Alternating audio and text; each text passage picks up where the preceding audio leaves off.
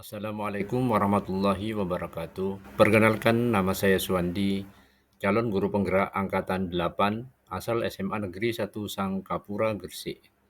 Pada kesempatan ini akan memaparkan demonstrasi kontekstual modul 3.1, yaitu tentang pengambilan keputusan berbasis nilai-nilai kebajikan sebagai seorang pemimpin.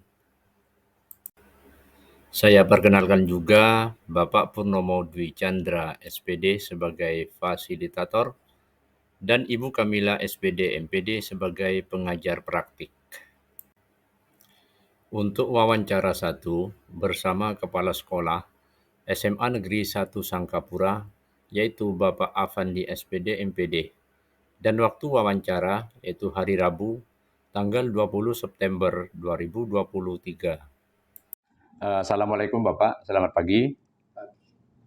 Ya, begini Bapak, dalam rangka tugas dari rentetan calon guru penggerak, di sini kebetulan pada modul 3.1 tentang pengambilan keputusan.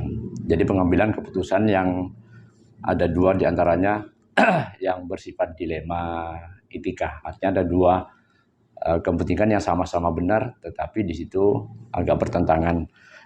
Nah, sebelumnya saya berterima kasih kepada Bapak selaku Kepala Sekolah di SMA Negeri 1 Sangkapura yang telah memberikan kesempatan kepada saya untuk sharing-sharing, mungkin berbagi pengalaman. Barangkali Bapak Kepala Sekolah selama menjabat sebagai Kepala Sekolah ada pengalaman-pengalaman dalam pengambilan keputusan yang bersifat dilema.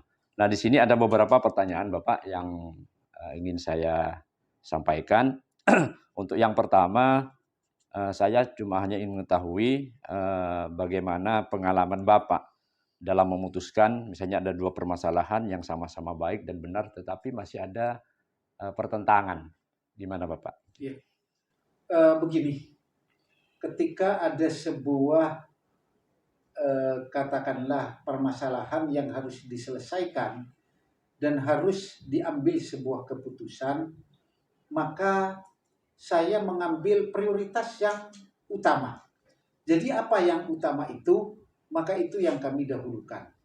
Nah tentu dalam pengambilan keputusan itu tidak serta-merta kami ambil, tetapi tetap diperhitungkan untung ruginya. Sungguh pun itu sama-sama baik, tentu itu juga ada yang lebih baik seperti itu. Ya, berarti ini untuk kepentingan bersama Pak ya. Betul, jadi iya. dalam keputusan itu memang betul-betul nanti tidak ada pihak yang dirugikan, sama-sama menguntungkan. Baik Pak, untuk yang kedua, kemudian bagaimana cara Bapak dalam membedakan bahwa situasi masalah itu dilema, etika ataupun sebagai bujukan moral? Iya, tentu caranya kami harus menganalisis kasus itu, masalah itu. Nah, masalah ini tentu di sekolah ini banyak yang bersumber dari tenaga pendidik. Karena apa? Karena memang dalam pendidikan itu yang utama adalah proses pembelajaran. Ketika masalah itu muncul, katakanlah dari unsur guru, maka kami harus mengambil langkah, mengambil keputusan. Di satu sisi saya harus bicara tentang ketegasan, di sisi lain saya harus bicara tentang kebijakan. Maka tentu saya lebih mengedepankan ketegasan. Seperti itu. Betul Pak ya. Jadi untuk situasi dilema ini memang betul-betul diambil dari situasi yang memang betul dari nilai-nilai kebajikannya Pak ya. Betul-betul. Kemudian yang ketiga, ini bagaimana Bapak dalam menjalankan pengambilan keputusan kalau ada kepentingan yang sama-sama penting dan sama-sama mengandung nilai-nilai kebajikan. Iya, itu Pak. Memang pertanyaan tadi itu saling berhubungan intinya. Jadi kalaupun pertanyaan nomor 3 ini memang hampir sama dengan jawaban yang nomor 1 dan nomor 2. Jadi kami mengambil keputusan lebih mengedepankan kepada kepentingan yang lebih urgen dan tentu ketegasan yang harus saya kedepankan. Ya, baik Bapak, bagus sekali. Kemudian yang keempat, nah di sini dalam dilema etika itu ada 4 jenis paradigma. Jadi paradigma ini yang selalu berlawanan. Di antaranya ada individu melawan kelompok, ada rasa keadilan melawan rasa kasihan, kemudian kebenaran, kesetiaan, dan jangka pendek dan melawan jangka panjang. Nah, mungkin dari sekian banyak pengalaman Bapak dalam pengambilan keputusan, dari keempat paradigma ini yang paling banyak Bapak alami Iya. di paradigma yang Itu mana? insya Allah yang nomor 2. Apa itu tadi? Rasa keadilan Rasa melawan keadilan rasa melawan rasa kasihan. Nah kasihan. ini yang saya katakan Betul. tadi, Iya. unsur manusia ini selalu muncul. Ya, di satu sisi saya harus menerapkan sebuah keadilan, di sisi lain muncul unsur kasihan. Betul. Tapi ketika kami harus mengambil keputusan itu, maka tentu yang rasa kasihan saya kesampingkan dulu. Karena apa? Karena yang saya jalankan ini adalah kepentingan dinas, bukan untuk kepentingan pribadi. Makanya kepentingan umum selalu kami kedepankan daripada kepentingan pribadi. Baik, terima kasih Pak. Kemudian dalam pengambilan keputusan ini, apakah langkah-langkah yang Bapak lakukan ini dalam pengambilan keputusan itu menjadi pengambilan keputusan yang langsung, kemudian apakah masih ada tahap-tahap mungkin yang diperlukan waktu dan seterusnya atau pertimbangan lain? Iya, begini Pak, dalam pengambilan keputusan tentu yang diinginkan cepat, tepat, ya. Tetapi dalam persoalan ini, karena menyangkut sebuah organisasi, apalagi ini menyangkut sebuah pendidikan, maka kami tentu menerapkan sebuah langkah-langkah. Nah, langkah-langkah yang kami ambil tentu kami berpijak pada 5W1H. Jadi ketika 5W1H itu saya analisis, maka barulah kami mengambil sebuah keputusan. Jadi tidak serta-merta kami ambil secara emosional, tapi langkah demi langkah kami lalui. Setelah dari langkah-langkah itu kita rangkum, maka baru kami mengambil sebuah kesimpulan dan keputusan. Baik, intinya Bapak dalam pengambilan keputusan ini masih banyak pertimbangan, kemudian ada istilahnya tahap-tahap yang memang harus dilakukan sehingga nanti dalam pengambilan keputusan itu betul-betul keputusan yang terbaik, Pak ya. Iya, seperti itu. Baik, kemudian yang berikutnya di sini dalam pengambilan keputusan di sini ada beberapa prinsip. Ada yang prinsipnya berbasis kepada hasil akhirnya, kemudian berbasis pada peraturan, kemudian ada yang berbasis pada rasa kepedulian. Nah, sini dari ketiga ini pengambilan keputusan mungkin yang Bapak ambil ini di mana? Ya, dari ketiga itu Pak, tentu basis-basis itu kami tetap jadikan rujukan. Hanya memang karena ini adalah menyangkut orang banyak dan membutuhkan sebuah perhatian besar, maka prinsip kepedulian itu kami taruh di paling depan. Betul. Karena dari kepedulian itulah kami akan mampu mengatasi masalah itu. Tapi kami juga tidak lepas dari rujukan-rujukan yang lain, tetap berlandaskan juga aturan-aturan yang telah digariskan. Baik, berarti kalau bisa saya cerna, berarti berpikirnya ini di sini lebih banyak kepada rasa kepedulian, Pak ya. Ya, kemudian ini ada dua lagi. Kemudian dalam pengambilan keputusan, apakah Bapak selaku kepala sekolah ini juga melibatkan atau mungkin perlu bantuan seseorang mungkin di sekolah, mungkin melibatkan siapa saja? Iya, tentu Pak, tentu. Kami dalam mengambil keputusan tidak sendiri. Kami tetap melibatkan stakeholder yang ada di lembaga ini dengan tetap mengacu pada pokok persoalan itu. Kalau itu persoalan menyangkut kesiswaan, maka kami lebih mengajak kepada Wakasek Kesiswaan untuk lebih memperdalam kasus-kasus itu. Sehingga pengambilan keputusan yang kami ambil ini merupakan sebuah keputusan yang melibatkan orang banyak. Semua Wakasek tentu kami libatkan. Semua wali kelas dengan anak pelanggan itu kami libatkan. Komite, karena ini menyangkut wali murid, ada kaitannya dengan wali murid, pelanggaran anak misalnya, juga kami libatkan. Maka Dari masukan-masukan mereka itu barulah kami analisis kembali, lalu kami ambil sebuah keputusan. Baik, terima kasih. Berarti di dalam apa namanya pengambilan keputusan memang perlu kolaborasi berarti Pak ya. Betul. Jadi antara semua pihak sehingga nanti keputusannya betul-betul keputusan baik dan tidak merugikan siapapun. Kemudian yang terakhir ini Pak, saya juga banyak pengalaman ini dari apa yang disampaikan oleh Bapak Kepala Sekolah. Nah dari percakapan ini kira-kira apa namanya apa yang bisa dipetik dari apa namanya dari pengalaman Bapak selama ini dalam pengambilan keputusan? Iya.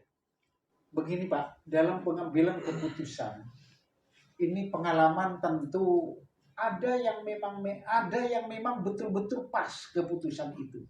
Ada yang sedikit meleset. Nah, dari pengalaman-pengalaman ini, maka tentu kami akan mengambil rujukan pelanggaran yang sebelumnya. Nah, pelanggaran yang sebelumnya dengan kasus yang sama, kami mengambil keputusan seperti ini. Tepat apa enggak? Kalau itu kurang tepat, tentu kami akan memperbaiki keputusan itu. Ya, sehingga kami harapannya keputusan yang kami ambil ini sedikit demi sedikit menuju sebuah kesempurnaan. Ya, Seperti itu. betul. Baik, berarti dari apa yang sudah diputuskan dari masalah-masalah mungkin yang sama itu berarti ada sebuah evaluasi Pak ya, Betul, ada betul. refleksi supaya nanti dari kasus yang sama ini keputusan-keputusannya itu bisa lebih baik di apa namanya di waktu-waktu yang akan datang bila terjadi Iya. permasalahan. Baik Pak, terima kasih atas apa waktunya kepada saya setelah memberikan banyak pengalaman sebagai kepala sekolah dalam pengambilan keputusan dan saya selaku CGP yang diberi tugas seperti ini, mohon maaf apabila ada hal-hal yang kurang berkenan di Bapak sebagai kepala sekolah. Saya mohon maaf yang sebesar-besarnya. Terima kasih Pak atas waktunya. Assalamualaikum warahmatullahi wabarakatuh. Waalaikumsalam warahmatullahi wabarakatuh. Sedangkan untuk wawancara kedua, yaitu bersama Kepala Sekolah UPT SMPN 7 Gresik, yaitu Bapak Rahmat Safari MPD. Sedangkan waktu pelaksanaan tetap hari Rabu, yaitu tanggal 20 September 2023. Assalamualaikum Bapak Rahmat, selamat siang. Selamat siang. Waalaikumsalam. Ya, begini Pak Rahmat, saya dari calon guru penggerak Angkatan 8, kebetulan mendapat tugas demonstrasi kontekstual tentang pengambilan keputusan seorang pemimpin itu yang berbasis nilai-nilai kebajikan. Nah, sebelumnya saya mohon maaf sudah mengganggu Pak Rahmat selaku kepala sekolah, sudah mengganggu aktivitas Pak Rahmat. Nah, mungkin tujuan saya di sini untuk melakukan percakapan ini adalah untuk sharing-sharing begitu, artinya berbagi pengalaman, terutama pengalaman dari Bapak Rahmat sebagai kepala sekolah, terutama dalam pengambilan keputusan untuk masalah-masalah yang terjadi, yang mungkin pengalaman pengambilan keputusan di sini banyak sekali. Nah, di sini intinya pengalaman yang situasi-situasi dilema atau mungkin bujukan-bujukan moral dan seterusnya. Nah, ini ada beberapa yang perlu saya sharing atau bertanya kepada Bapak selaku kepala sekolah. Untuk yang pertama, saya hanya ingin mengetahui bagaimana pengalaman Bapak selama jadi kepala sekolah dalam memutuskan dua permasalahan yang sama-sama baik atau benar, tetapi saling bertentangan, Pak Rahmat. Ya, terima kasih. Gini, setiap kita PK pengambilan keputusan yang sama-sama baik, tidak ada semua keputusan itu yang baik semua, enggak. Pasti ada sisi yang dikorbankan, pasti itu. Jadi sebenarnya kalau dibilang semua sama baik benar, tetapi juga masing-masing ada tidak baiknya, karena semua keputusan itu menanggung risiko yang salah satu pasti ada yang dirugikan. Bertolak dari itu, maka pengambilan keputusan juga harus mikir resiko terkecil, bukan hanya di maslahat terbesar, tapi juga di resiko yang terkecil. Itu bagi kami selalu begitu. Jadi bagi kami lebih mementingkan menolak mudaratnya dibanding lebih banyak mengambil manfaat. Itu dari kami itu dasarnya pengambilan itu. Iya, berarti Pak Rahmat dalam mengambil keputusan ini memang selalu hati-hati berarti Pak ya. Iya. Jadi nanti lihat apa namanya baik buruknya terhadap Baik buruknya, risiko ya. atau setelah mengambil sebuah keputusan Iya. Pak ya. Baik Pak, kemudian yang Tapi kedua. tidak bermakna kita tidak takut sama risiko, enggak. Betul, betul. Pasti Artinya semuanya pasti berisiko. semua masalah ada Berisiko, ya. risiko, betul. Kemudian yang kedua Bapak, bagaimana cara Bapak dalam membedakan bahwa situasi masalah itu sebagai dilema ataupun bujukan moral? Nah, di situ. Gini, ketika kita dihadapkan di sebuah PK, memang kita tidak bisa membedakan bahwa keputusan itu akan berdampak negatif pada seseorang. Semua pasti ada itu. Dan kita ini di Indonesia juga tidak bisa lepas dari bujukan moral itu. Kita harus menggabungkan keduanya, tidak bisa kita lepas dari moral itu, tidak tetap. Tapi tetap kembali tadi itu, kita tetap berpegang pada etika yang benar, berpegang pada aturan yang benar, tetapi tidak mengesampingkan mengesampingkan kepedulian, tidak mengesampingkan itu nilai kemanusiaan, kasih sayang sebanyak gitu. Ya. Baik. Nah, di sini Pak, bahwa dalam menyelesaikan dilema etika ini ada 4 paradigma di sini. Ada yang perlawanan antara individu dengan kelompok dalam pengambilan keputusan, kemudian ada yang mempertahankan rasa keadilan melawan rasa kasihan, kemudian ada kebenaran, ini yang berlawanan dengan kesetiaan, kemudian ada paradigma jangka pendek yang melawan jangka panjang. Nah, dari keempat paradigma ini, mungkin Bapak mana yang mungkin paling dominan dalam masalah? Apa saja tadi? Yang pertama, individu melawan kelompok, iya. Kemudian rasa keadilan melawan rasa kasihan atau peduli, kemudian kebenaran melawan kesetiaan. Iya, yang paling sering pendek itu yang nomor 2 tadi itu. Oh, yang nomor 2. Iya. Ya. Tetapi semuanya kita mengalami. Betul. Tidak bermakna kita ini mementingkan individu, mementingkan kelompok, enggak. Bisa saja individu itu lebih kuat pengaruhnya daripada kelompok. Karena tidak bermakna bahwa semuanya harus seperti piramid. Kadang di dalam masyarakat itu seperti piramid terbalik. Bahwa yang kecil itu bisa menguasai yang besar. Dan yang besar tidak selamanya harus ini. Karena kalau kita memegang yang kecil satu itu individu, kadang yang besar pun akan selesai. Tengok dulu konteks masalahnya. Konteks masalahnya. Apakah orang ini berpengaruh bagi yang lain? Demikian juga dalam penyelesaian konflik. Tidak harus ini mementingkan yang umum, kelompok dulu, enggak. Lihat konteks masalah. Apa masalahnya begitu?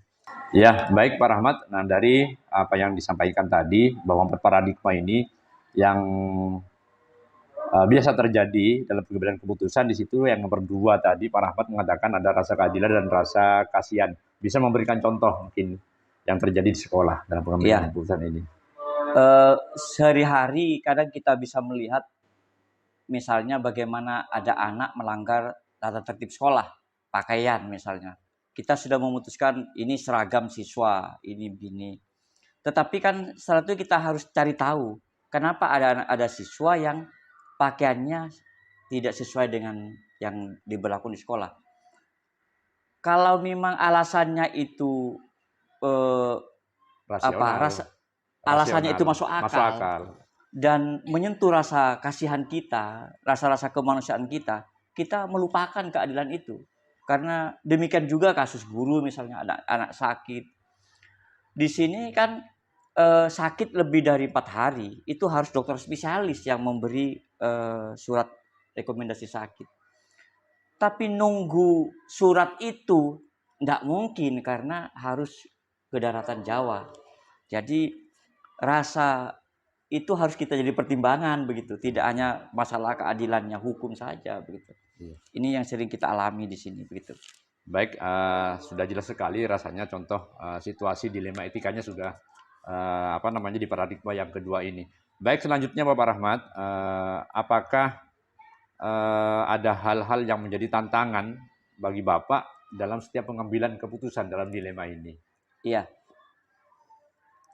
Setiap kita pengambilan keputusan, tantangannya adalah bahwa tidak semua orang setuju dengan keputusan kita. Pasti itu. Apapun, walaupun di rapat, di apapun sudah menyatakan setuju, pasti ada pihak-pihak yang merasa tidak puas. Karena memang pengambilan keputusan itu tidak bermakna kita sudah menyepakati dan semuanya akan sama perasaannya, sama pemikirannya.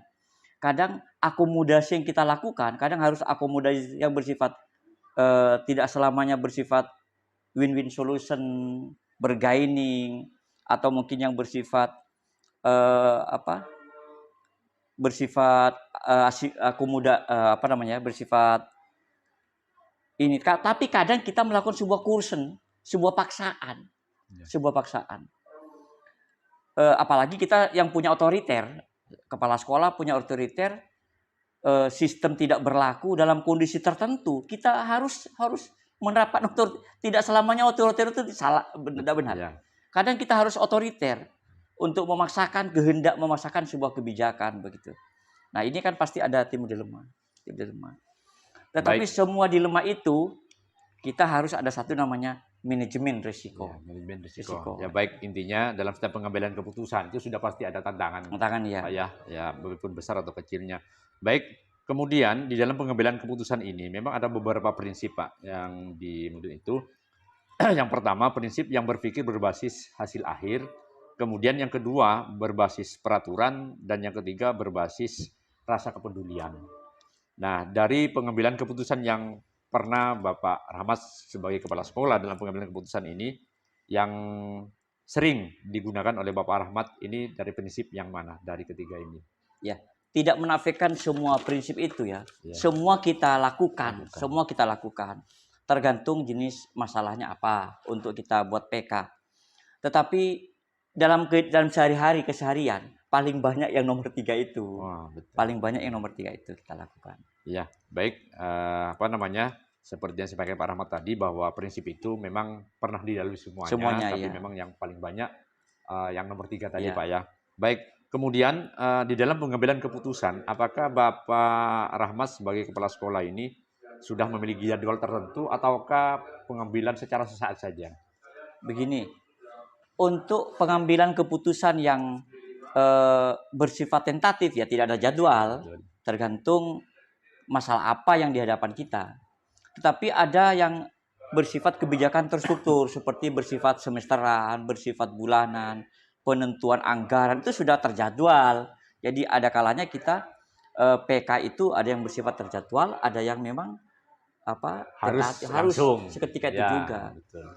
Dan kita juga tidak bisa mengandalkan harus rembuk apa enggak. Kadang kita ada banyak cara untuk memutuskan itu. Kadang hal paling kecil lah kita mengandalkan intuisi kita. Gitu.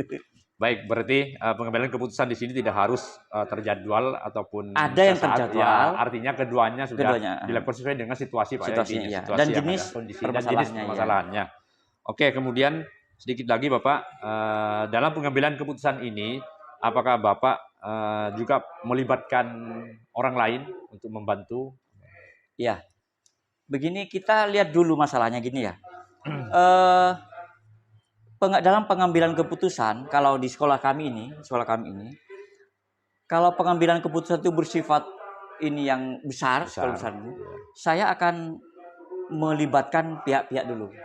Kalau ini masalahnya kesiswaan, ya saya panggil dulu yang terlibat di kesiswaan, minta pertimbangan. Demikian juga ini masalahnya kurikulum, saya minta pertimbangannya kurikulum. Setelah menimbang-nimbang dan seterusnya, tetap saya mengambil keputusan karena semuanya manajernya saya akan begitu. Jadi begitu. Pasti, tetapi keputusan yang bersifat segera kita kadang ya melupakan itu. Harus itu juga kita harus mengendalikan kecakapan kita sendiri pengambilan keputusan begitu. Iya. Baik, yang terakhir Pak Rahmat, dari percakapan kita hari ini, tadi sharing-sharing pengalaman Bapak Rahmat selama jadi kepala sekolah. Nah, kedepannya di sini dari pengalaman ini apa yang kita dapat dari percakapan ini, Pak Rahmat. Jadi evaluasi ke Iya. depannya. Ada dua hal yang mau saya sampaikan. Iya. Pertama, tadi dalam setiap pengambilan keputusan itu ada manajemen risiko. Ya. Kadang kita dihadapkan sebuah masalah, tapi cari risiko paling kecil. Ketika kita ingin mengantarkan ada siswa kecelakaan, naudzubillah min dzalik terjadi, ada sesuatu yang harus segera, saya harus segera mengantarkan dia ke UGD, ke rumah sakit. Tetapi guru tidak punya helm, tidak punya SIM. Saya harus mengesampingkan SIM itu, walaupun kami tahu bahwa ini melanggar aturan. Karena ada resiko yang lebih besar dari melanggar aturan, tidak ada SIM dan tidak pakai helm. Nah, demikian juga di sekolah ini. Demikian juga ketika kita diminta oleh orang menggambarkan kesetiaan kita dengan otoritas keatasan kita dan sebagainya, atau mungkin kita apakah harus dengan aturan yang begini gitu ya. Ini risikonya dulu. Ketika Pak Suwandi ini saya tawari menggambar orang yang telinganya terpotong satu tanpa menimbulkan hal yang negatif seperti apa. Kalau saya gambar dari depan terlihat cacat telinganya. Kalau saya pasang telinganya lengkap dua, saya telah berbohong. Kalau saya buang satu telinganya, maka saya telah membuka aibnya. Nah, di situ kita butuh hal bijak. Hal bijak bahwa bagaimana kita tetap benar tapi tidak tetap bijak begitu. Dengan cara kita menggambar dari samping, memotret dari samping dari sisi yang tidak bercacat. Nah, begitu. Itu dalam PK seperti itu, dalam pengambilan keputusan. Itu yang pertama, risiko. Yang kedua, kita kaisar yang baik, ala kaisar yang mau menerima semua usulan menterinya. Artinya manajer yang baik, ini manajer yang mau menerima saran dari semua orang, usulan dari semua orang. Tapi dia harus memutuskan dari hati nuraninya. Bukan dari orang itu, tapi dari hati nurani. Silakan Pak Suwandi usul ini semua usul. Silakan usul. Kita telaah manajemen risiko seperti apa. Tetapi selaku manajer, kita harus memutuskan dari hati nurani kita, bukan karena sipulan begitu. Ya. Ini dua hal tadi, risikonya seperti apa. Ya. Yang kedua, kita putuskan dengan nurani kita. Ya. Itu dari kami. Baik, terima kasih Pak Rahmat. Sepertinya ini sudah gamblang sekali yang disampaikan oleh Bapak Rahmat. Saya pun juga dapat pengalaman baik ini dari Bapak. Ya, terima kasih sebagai kepala sekolah. Dan terima kasih, saya sudah mengganggu aktivitas. Mudah-mudahan Pak Rahmat selalu sehat, selalu bijak dalam pengambilan keputusan. Amin. Dan kalau saya ada salah mungkin berucap atau berkata-kata, saya mohon maaf ya Pak ya.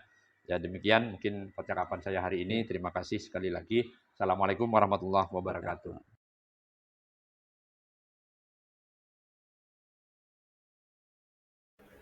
Demikian pemaparan demonstrasi kontekstual modul 3.1, yaitu tentang pengambilan keputusan yang berbasis nilai-nilai kebajikan bagi seorang pemimpin. Semoga bermanfaat. Terima kasih. Assalamualaikum warahmatullahi wabarakatuh.